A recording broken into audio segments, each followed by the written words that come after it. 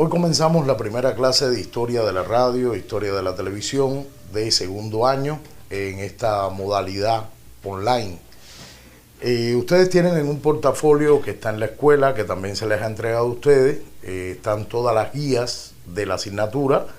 Como verán, la primera parte es Historia de la Televisión. En un momento confluye con la radio y a partir de ahí concluimos con la historia de la radio. No solo es la historia de la radio y la historia de la televisión en Cuba, sino la historia de la radio y la televisión en el mundo en el poco tiempo que se puede dar en aproximadamente 14 clases. La primera guía por la que comenzaremos hoy contiene el tema 1. El tema 1 es los orígenes 1884 a 1935. Este primer temario se divide en dos clases: la introducción general a la asignatura, los inicios, un punto de partida, o sea, aquellos momentos iniciales, primigenios, en donde surge la televisión, y después tenemos las emisiones experimentales de televisión, que sería la clase 2. ¿Por qué las emisiones experimentales de televisión caen en los orígenes? Precisamente por ser experimentales. La otra etapa se inicia con la regularización de los servicios televisivos en el mundo. Así que comenzaremos esta historia que se inicia en la Nochebuena de 1883, marcada quizás por un signo mágico. Nacería la idea de lo que es hoy la televisión. El entonces joven Paul Gottlieb Nipkow comentaría este suceso años más tarde. Yo estaba solo frente a una lámpara de petróleo, solo con mis pensamientos perdidos. Se me apareció entonces, sin esfuerzo, automáticamente, la idea de la televisión. Y esto, a lo largo de la clase, veremos algo que se dice muchas veces, que hoy la televisión es un arte, pero fue un invento de ingenieros. La historia del desarrollo de la televisión ha sido en esencia la historia de la búsqueda de un dispositivo adecuado para explorar imágenes. El primero fue el llamado disco Nipkow, patentado por el inventor alemán Paul Gottlieb Nipkow en 1884. Y precisamente ese es el año que abre esta historia de la televisión y también el primer tema. Ahí ven el disco de Nipkow. Era un disco plano y circular que estaba perforado por una serie de pequeños agujeros dispuestos en forma de espiral partiendo desde el centro.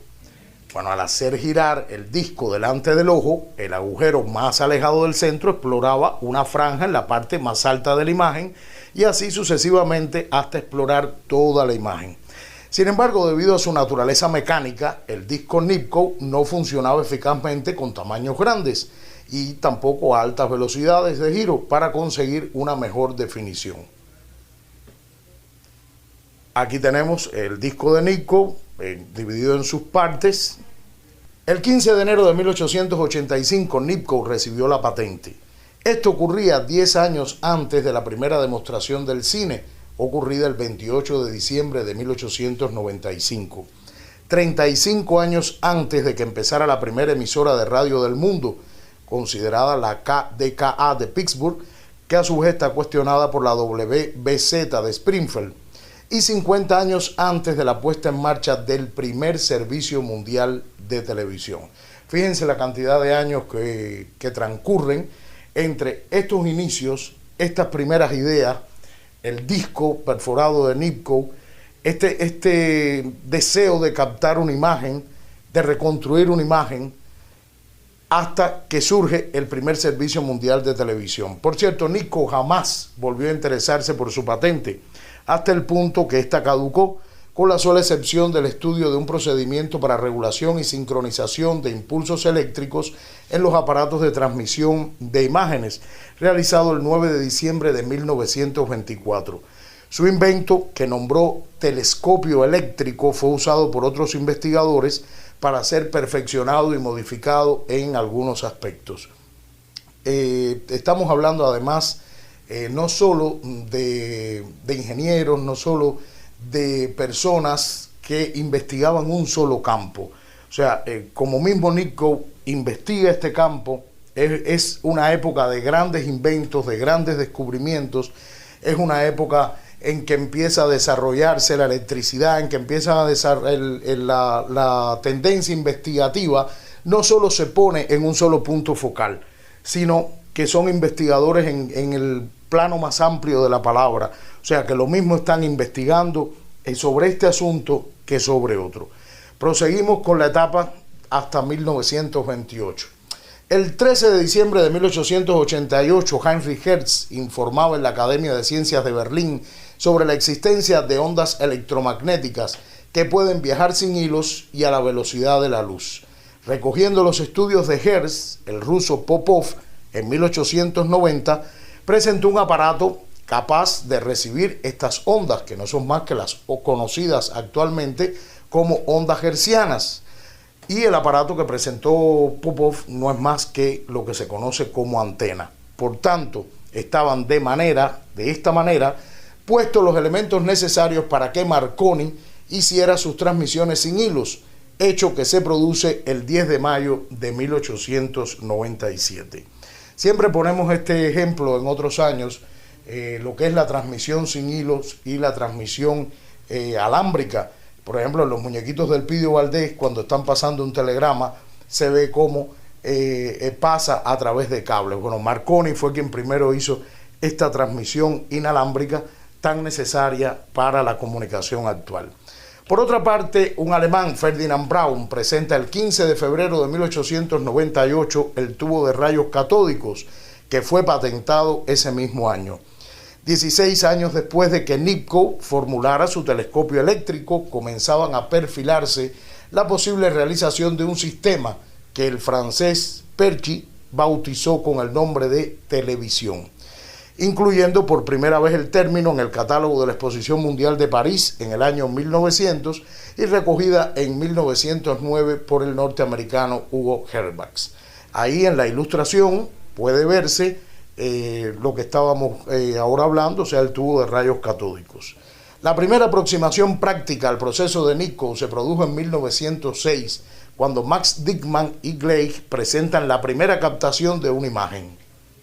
El tubo de rayos catódicos fue utilizado por Dickmann como receptor, mientras que la captación de imágenes fue realizada de acuerdo al procedimiento de Nipkow, o sea, de acuerdo al disco perforado. Evidentemente, no se trataba de una transmisión de imágenes, sino de letras y palabras.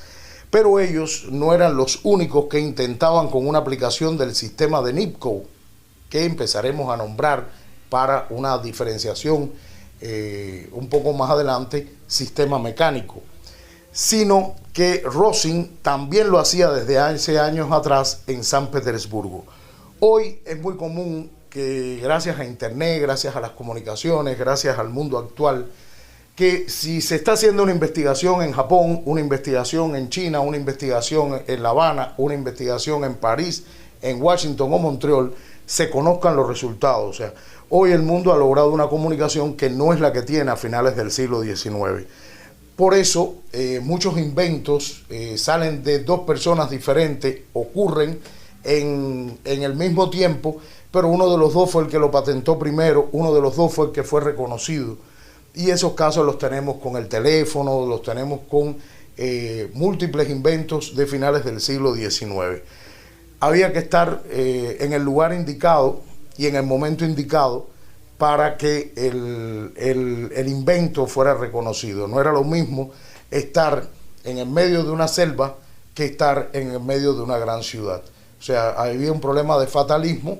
Y hoy, gracias al mundo moderno y a las comunicaciones, esto ha cambiado. O sea, además, también la comunidad científica internacional tiene contactos entre ellos, conversan, se reúnen, hacen congresos.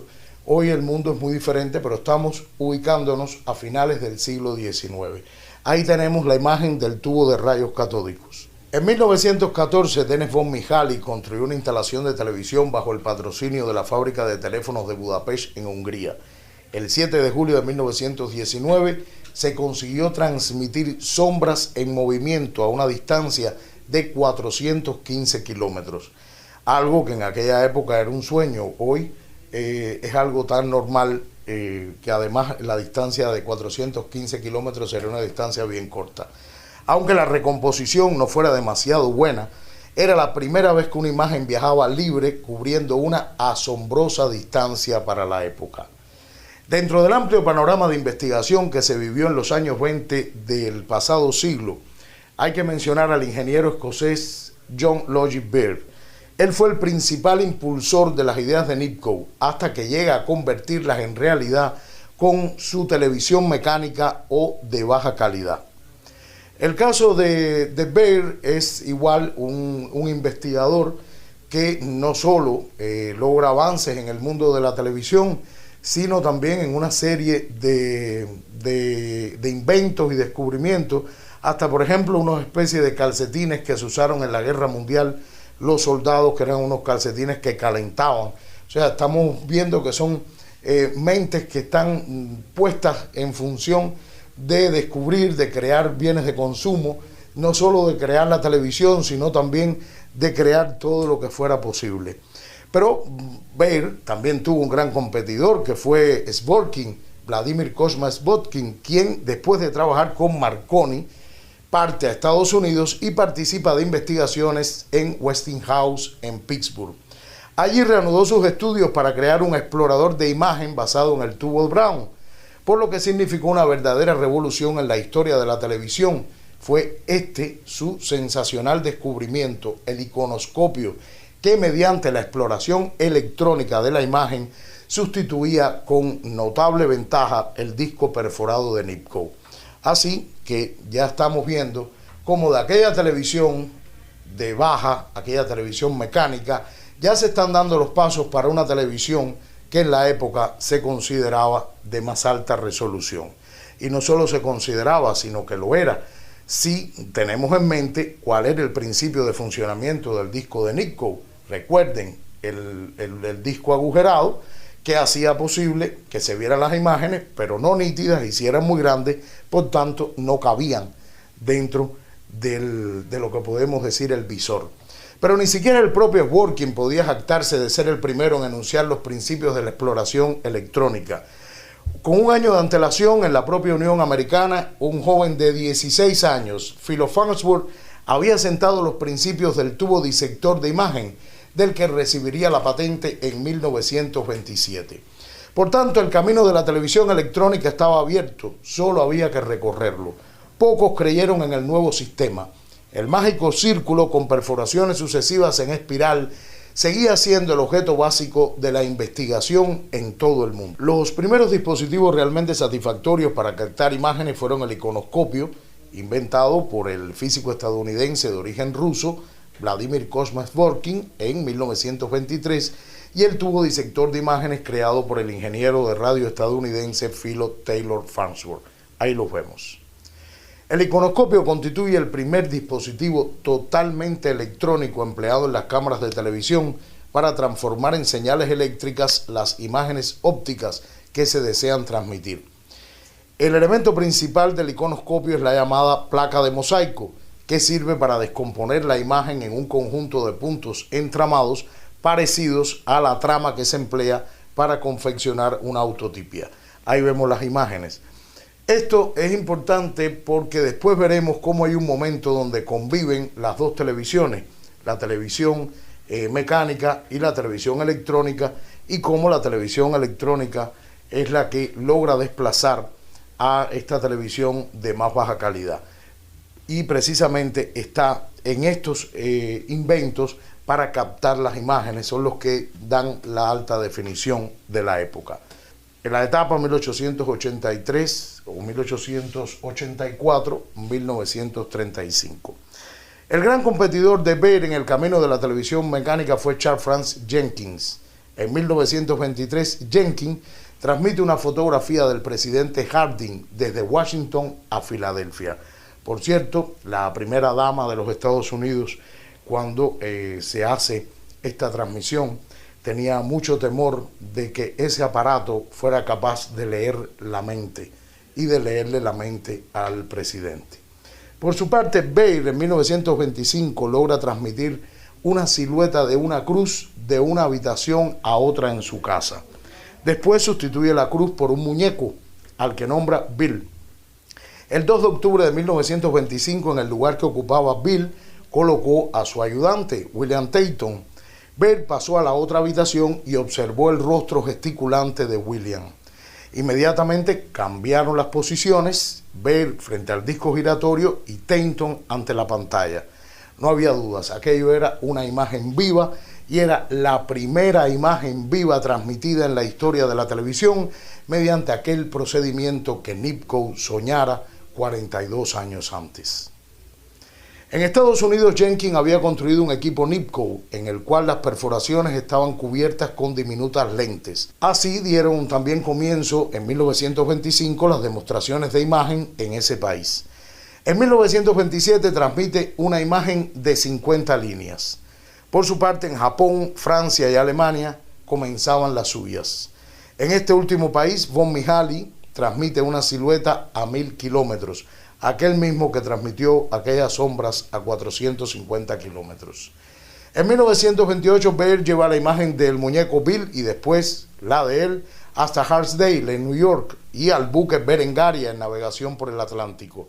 En junio efectúa la primera transmisión de escenas callejeras a la luz del día. Un año más tarde, en Glasgow, hace la primera demostración de una imagen en color utilizando siempre procedimientos mecánicos de captación y reproducción. Sin embargo, en Estados Unidos, en los dominios de la General Electric, se televisa en circuito cerrado la primera pieza teatral el 11 de septiembre de 1928. Es la obra El cartero de la reina de Hartley Manners. La retransmisión se hace a través de 3 cámaras fijas y cada una ofrece un plano distinto. Ya estamos viendo cómo la televisión se está usando más allá de un invento, más allá de ese simple deseo de captar una imagen y recomponerla y que se vea en otro lugar que no fue el lugar donde fue captada. Porque veamos la diferencia con el cine. La diferencia con el cine es captar una imagen y proyectarla en una pantalla. Aquí estamos hablando del deseo de captar una imagen en un lugar, recomponerla y que se vea en un lugar diferente, pero al unísono, o sea, en vivo, en el momento. No estamos hablando de una grabación, estamos hablando de una transmisión. Por eso la televisión no es el invento de un solo hombre. Muchos fueron los que labraron el camino para su surgimiento a partir de esos finales del siglo XIX, en que Nipkow ideó su disco. Los avances tecnológicos como la telegrafía sin hilos, la invención de la antena, propiciaron el surgimiento y desarrollo de la televisión. Sin ellos, Baird, Jenkins, Kevorkian, Farnsworth y tantos otros no hubieran podido seguir su camino.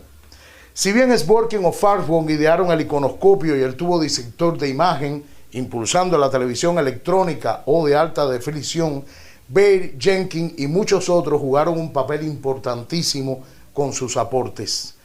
De todos es el sueño que hacemos realidad cuando en nuestras casas, en el aula o en donde exista un receptor, lo encendemos y vemos una imagen. A todos ellos debe llegar nuestro respeto, conocer lo que hicieron, ir a las raíces, a los inicios, es vital para nuestro trabajo. Solo así podremos hacerlo mejor cada día. Y concluye nuestra primera clase con la indicación de la tarea. Son 2 preguntas. La televisión no es el invento de un solo hombre. Mencione 3 de las personalidades que contribuyeron a su surgimiento y cuál fue su aporte. Y la segunda pregunta: para que surgiera la televisión había que resolver 3 problemas fundamentales. ¿Cuáles eran? Las respuestas las puede hacer llegar a través del correo electrónico otto.brana@icrt.cu o también pueden responderla a través de nuestro grupo de WhatsApp.